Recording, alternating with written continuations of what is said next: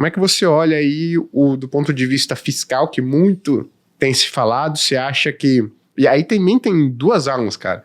E aí para economistas respeitados de um lado, economistas respeitados de outro, que estão muito preocupados com o fiscal e outros que, cara, apesar do burburinho, acho que a gente está indo para o caminho certo. Qual que é a sua visão primeiro com relação ao fiscal? Você acha que o Brasil está indo para uma deterioração fiscal? Ou você acha que a gente está indo no caminho de discussões, no caminho certo? Bom, sobre o fiscal a gente conversou, na minha primeira participação aqui, foi logo depois das eleições, falamos sobre o Haddad e o arcabouço fiscal. A minha visão não mudou, o arcabouço fiscal, ele não conseguia resolver o problema da estabilização da relação dívida-PIB, eu vou falar sobre isso, e tinha metas que eram simplesmente inatingíveis. Nós conversamos exatamente sobre isso. Por quê? Porque se baseavam basicamente na esperança que a equipe econômica tinha de aumentar a arrecadação, que não foi verificado em momento nenhum. Eram 280 bilhões, e na época eles iam levantar 100 e tantos bilhões de reais na renegociação das dívidas.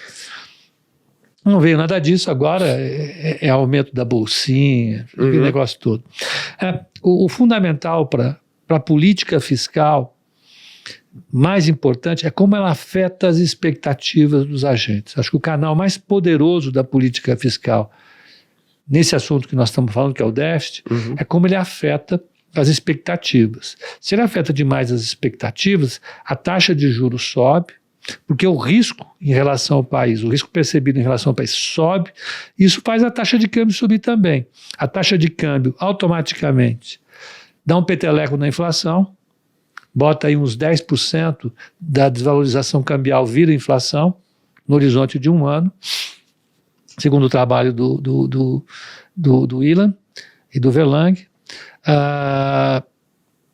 E você tem a taxa de juros subindo, o que reduz a taxa de investimento. Né? A taxa de investimento no Brasil é baixa também porque a taxa de juros é muito alta. Não é só porque a poupança é baixa, mas é também porque a taxa de juros é muito alta. Né? Se houvesse disposição de investir e não tivesse poupança, nós íamos ter um déficit maior de transações correntes, um déficit maior da conta de capital. Porém, o que a gente vê é que ninguém quer investir. Por quê? Porque a taxa de juros é muito alta. E por que estabilizar a relação dívida-PIB é importante? Porque se você tem uma trajetória de crescimento da relação dívida-PIB, e ela é contínua, vai chegar um ponto em que o governo vai ter que comprometer cada vez mais parte da sua receita para servir juros e principal da dívida. Isso exaure as finanças públicas. Para os países emergentes, o Banco Mundial tem um trabalho, ele sugeriu isso, algumas faixas. Até 70% de relação dívida bruta-PIB, o país está bem. Acima de 70% dessa relação, o país fica no que eles chamam de fragilidade fiscal, e a partir de 90% ele entra em crise fiscal. Ele entra em crise fiscal porque nesse momento há um incentivo do formulador de política de dar um calote na dívida. E ele pode dar o calote na dívida por dois caminhos. Ou renegociando um desconto na dívida, né? Vai lá, chega para todo mundo, vou trocar a dívida que está aí vale 100, eu vou trocar por títulos que valem 40, dou um haircut de 60%, como a Americanas fez, como esses caras todos estão fazendo aí com recuperação judicial, entra numa recuperação judicial do Tesouro Nacional. Aconteceu isso já muito. Ou então ele faz de uma maneira que é mais comum, que é deixar a inflação subir. Ele vai monetizando a dívida. Com o tempo, isso vai transformando a monetização em inflação. Com o tempo, a inflação sobe, a dívida é pré-fixada, ela desvaloriza e o haircut que você tinha negociado.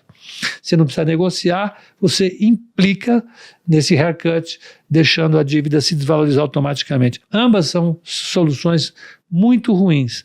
Como o mercado antecipa esse risco, então, esse horizonte está me indicando que em 2033, 2034, eu vou chegar acima de 90% da dívida, e já está indicando isso, o mercado desconta esse risco para o presente. Né? Nada que exista no futuro e seja perceptível para os agentes não vai ser aplicado para o presente.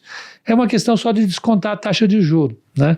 os seus 60 anos no futuro já estão aqui, você desconta pela taxa de juros, você já é um cara de 60 anos hoje. Mas o fato é que os agentes aumentam a percepção de risco olhando esse futuro. Então, não dá para dizer que você consegue estabilizar a política monetária, você consegue estabilizar a taxa de câmbio, você consegue estabilizar a economia mantendo a trajetória da dívida explosiva. A situação só não é tão grave, e aí eu vou tentar liquidar isso rápido, Claro. porque uma parte significativa das despesas, e a gente reclama muito disso, é obrigatória. 2/3 a mais, quase 3/5 das despesas hoje já são obrigatórias se você colocar estados e municípios. E elas são corrigidas a salário mínimo. Então, se o Lula perde as eleições em 2025 e 2026, em 2027 alguém assume, podendo, com a caneta do executivo, estabilizar a relação dívida-PIB facilmente, zerando o déficit primário. Como? Reduzindo o aumento do salário mínimo. Se o governo não tivesse feito esse aumento do salário mínimo que fez, ele deu 7% de aumento. Se ele tivesse dado só o IPCA de 4%, ele teria economizado cerca de 43 bilhões de reais. Caraca. E nós estamos aqui discutindo que o país está em crise, ele fica brigando com a oposição fica brigando com ele, nós estamos brigando uns com os outros, crise fiscal. Era só dar inflação para o salário mínimo nesse ano. No ano que vem, a mesma coisa. Se chegar uma situação em 2027 realmente preocupante, se o Lula perde as eleições, basta ele passar, o presidente passar, corrigir o salário mínimo um pouco abaixo da inflação, que ele estabiliza o déficit público num patamar razoável, faz o ajuste em despesas e a situação é resolvível. Como isso é possível de ser feito? O mercado não se desespera agora. Então, há uma saída. Né? Não precisa ficar tão desesperado assim, há uma saída. Vai que ele perde a eleição, o presidente chega lá. O Paulo Guedes fez um ajuste assim. Não teve uma reforma. O ajuste foi feito com base no ajuste do salário dos funcionários públicos. Ele não deu ajuste nenhum. Os salários em termos reais caíram, a arrecadação subiu, ele zerou o déficit público. Então, você ainda tem esse instrumento à disposição. Eu acho que é só por isso que o mercado não coloca uma taxa de juros explosivamente mais alta que essa que a gente tem agora. Legal.